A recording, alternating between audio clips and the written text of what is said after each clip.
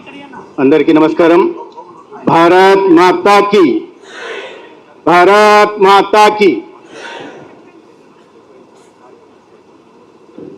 ఇవాళ ఈ దేశ స్థితిని గతిని మారుస్తూ ప్రపంచానికి దశ చూపిన ఏకాత్మ మానవవాదం భారతీయ జనతా పార్టీ పూర్వరూపం జనసంఘ ఒక సిద్ధాంతంగా స్వీకరించబడిన రోజు 60 సంవత్సరాల క్రితం స్వీకరించబడిన రోజు. ఈ సందర్భంగా ఈ కార్యక్రమానికి ఇచ్చేసిన తెలుగు రాష్ట్రాలకు సంబంధించిన జాతీయవాదులందరూ కూడా స్వాగతం పలుకుతున్నాను.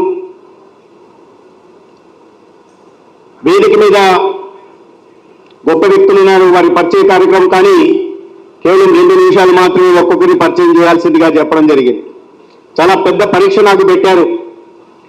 ఇవాళ ఏకాత్మ మానవ దర్శనం రిలవెన్స్ ఆఫ్ టుడే, సమకాలీన కాలానికి ఏకాత్మ మానవ దర్శనం ఏ రకంగా అన్వయించుకోవాలి, ఏ రకంగా దాని ద్వారా పురోగతి సాధించాలనే విషయం మీద పెద్దలు బిఎన్ సంతోష్ గారు మార్గదర్శనం చేస్తారు.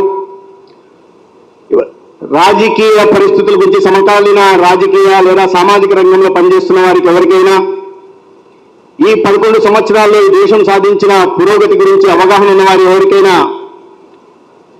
పెద్దలు బిఎల్ సంతోష్ గారిని పరిచయం చేయాల్సిన అవసరం లేదు. కానీ క్లుప్తంగా వారి గురించి పరిచయం చేస్తాను.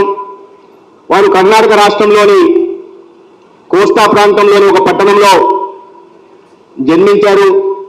కర్ణాటకలోనే పాఠశాల విద్య చేసి దావణగిరిలో ఇంజనీరింగ్ పట్టా పొందిన తర్వాత కొంతకాలం ఇండియన్ టెలిఫోన్ ఇండస్ట్రీస్లో వారు ఇంజనీర్గా పనిచేయడం జరిగింది. చిన్ననాటి నుండి జాతీయవాద భావాలుండి మన గతించిన విశ్వగురు పునర్వైభవాన్ని మళ్ళీ తీసుకురావాలి, భరతమాత వైభవం మళ్ళీ రావాలి అంటే రాష్ట్రీయ స్వయం సేవక్ సంఘ్లో పనిచేయాలనే ఉద్దేశంతో ఆనాడు 1993లో వారు ఒక స్వయం సేవక్గా ప్రయాణం మొదలుపెట్టి ఈ నేటికి కూడా ఒక స్వయం సేవక్గా ప్రస్థానం కొనసాగిస్తూనే ఉన్నారు. భారతీయ జనతా పార్టీకి 2006 సంవత్సరంలో కర్ణాటక రాష్ట్రంలో సంఘటన ప్రధాన కార్యదర్శిగా వారి బాధ్యతలు స్వీకరించిన తర్వాత మనందరం గుర్తుంచుకోవాల్సింది ఏంటంటే, మొట్టమొదటిసారి దక్షిణాది రాష్ట్రాల్లో కాషాయం జెండా ఎగురుతుందా అనే అనుమానం ఉన్న రోజుల్లో 2008లో కర్ణాటకలో కాషాయ ధ్వజం ఎగిరింది, కాషాయ జెండా ఎగిరింది. భారతీయ జనతా పార్టీ మొట్టమొదటి ప్రభుత్వం ఏర్పాటైంది. ఆనాడు వారు అక్కడ సంఘటన ప్రధాన కార్యదర్శిగా ఉన్న విషయం మనం తెలుసుకోవాలి. తద్వారా కొన్ని సంవత్సరాల పాటు అక్కడ పనిచేసి క్షేత్రస్థాయిలో కార్యకర్తల నిర్మాణం చేసి తద్వారా జాతి నిర్మాణం జరుగుతుందనే భావించారు కాబట్టి, గాఢంగా విశ్వసించారు కాబట్టి ఆనాడు కర్ణాటక రాష్ట్రంలో కార్యకర్తల నిర్మాణం ద్వారా పార్టీని ఆ స్థానానికి తీసుకెళ్లగలిగారు. తర్వాత 2014లో కేంద్రానికి వచ్చి జాతీయ సహ సంఘటన కార్యదర్శిగా వారు అనేక రాష్ట్రాల్లో పనిచేసిన నేపథ్యం కూడా ఉంది.